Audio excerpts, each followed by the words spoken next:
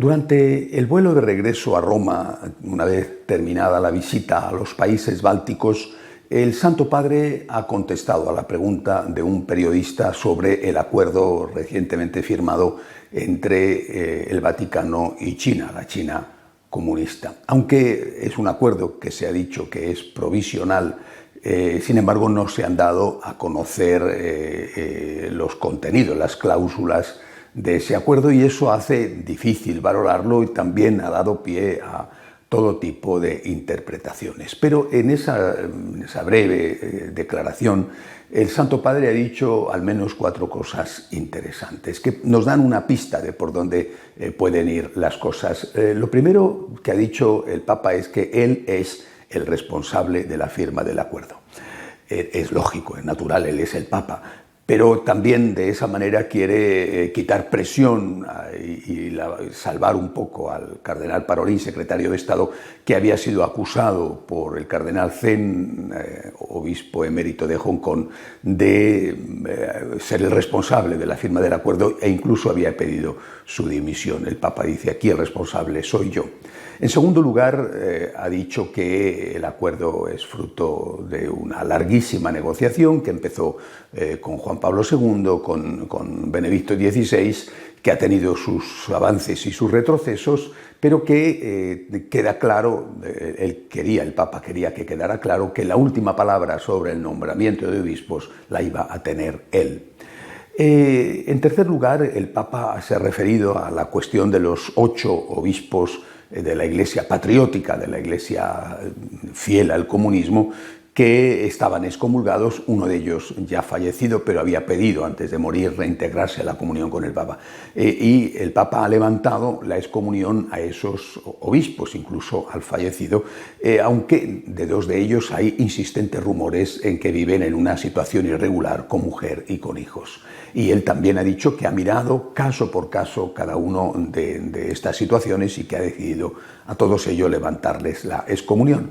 Y la última cosa que ha dicho el Papa es aludido, ¿no?, a que esto no sería una situación nueva en la Iglesia, sino que ha habido ya otras, y ha hablado del llamado privilegio o derecho de presentación que tenían, entre otras, la corona española, la monarquía española. Otras monarquías europeas también tenían este privilegio de presentación. En cualquier caso, como el acuerdo no ha sido hecho público, simplemente se ha anunciado que existe y que es provisional, repito, hay muchas cosas que se ignoran. Por ejemplo, que va a crearse una conferencia episcopal que va a ser de los obispos hasta ahora clandestinos porque eran fieles al Papa.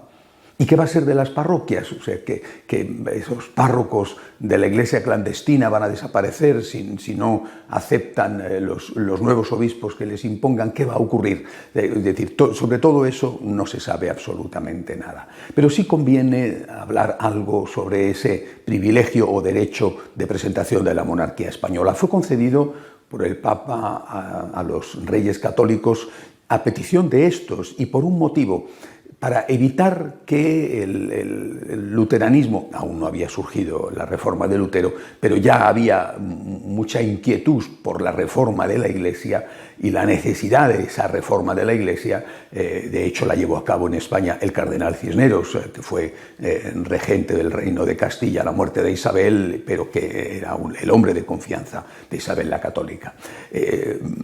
Había que reformar el clero y a los reyes católicos y también al Papa les pareció lo mejor que ellos, que estaban más cerca del terreno, pudieran tener algo de control sobre el nombramiento de las dignidades eclesiásticas y sobre todo del nombramiento de obispos. Y por eso el Papa les concedió que ellos presentaran una terna, cuando hubiera un obispado vacante, que ellos presentaran una terna y el Papa de la terna elegía el obispo que considerara más oportuno. Esto después se amplió a la América hispana, llegando a cualquier tipo de nombramiento, incluso el de párroco canónigo de una catedral.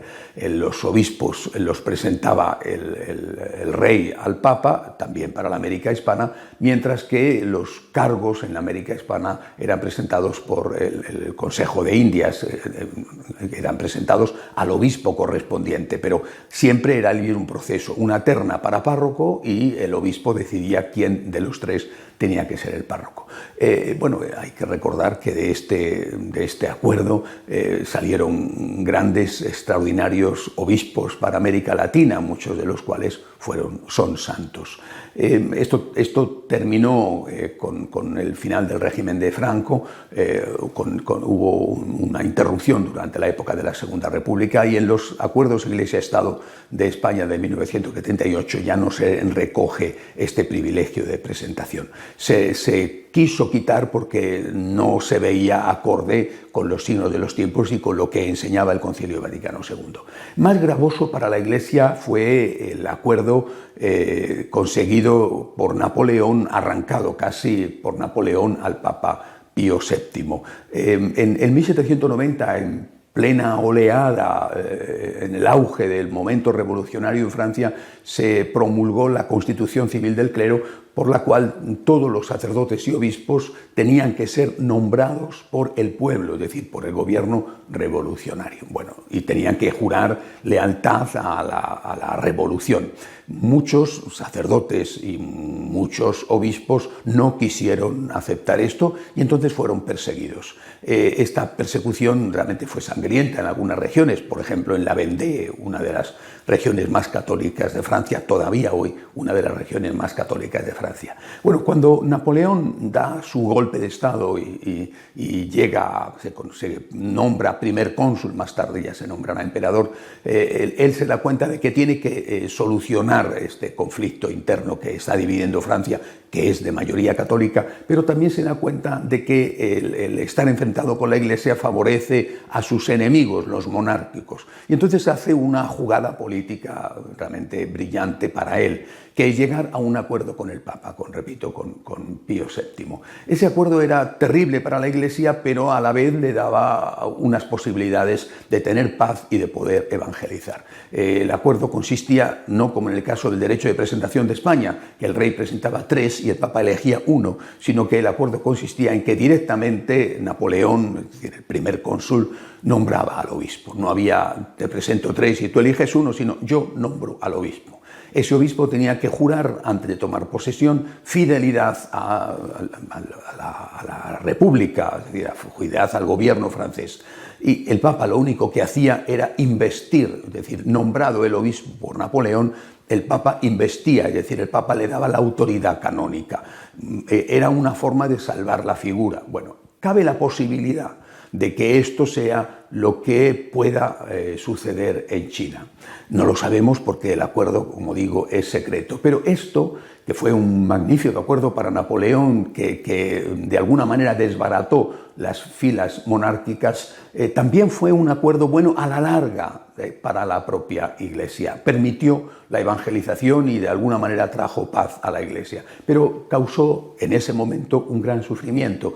Había 81 obispos que no habían querido jurar la Constitución Civil del Clero.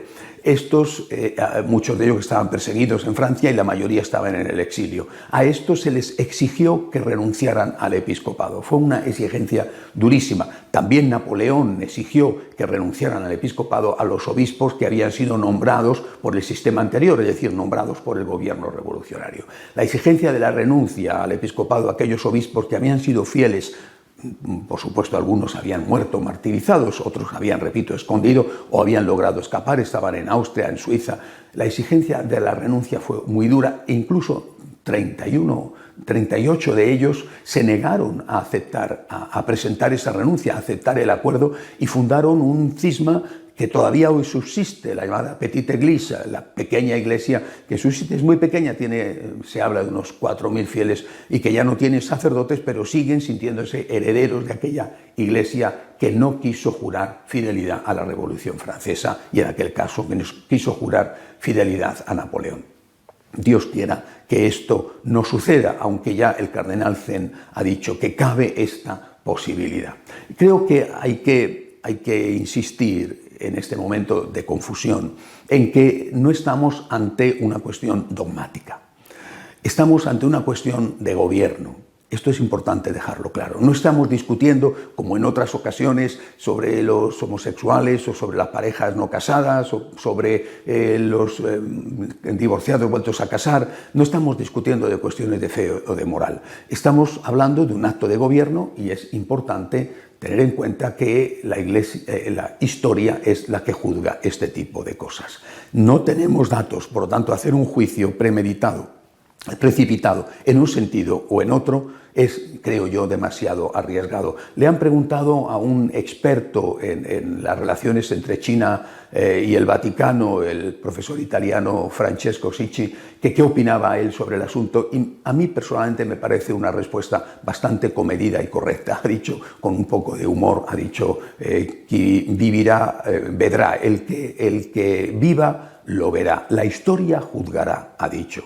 Pero no podemos decir que porque hay riesgo de lluvia no debemos salir a la calle. Lo mejor es salir a la calle y llevarse un paraguas. Bueno, yo creo que esta postura es la que debemos tener en este momento los católicos delante de esta situación que es compleja, todo el mundo entiende que es muy arriesgada, que el Papa está arriesgando mucho, pero repito, es un acto de gobierno y él es el Papa. Y me parece que lo más importante es ahora rezar por el Papa, rezar para que esta arriesgadísima situación vaya bien, arriesgadísima sobre todo porque es un acuerdo con un gobierno dictatorial, con un gobierno comunista, que en cualquier momento, cuando no le interese, se va a retirar o va a endurecer las condiciones del acuerdo. Y a ver después quién convence a esos sufridos católicos chinos que han sido fieles de que vuelvan a la clandestinidad. También hay que rezar por esos católicos chinos, algunos de los cuales se sienten en este momento menospreciados, dejados de lado y abandonados por esa iglesia a la que ellos dedicaron su vida y por la que estuvieron dispuestos a morir y a ser perseguidos. Es el momento de rezar. Es tan fácil, incluso a veces sin tener datos, criticar y juzgar y condenar.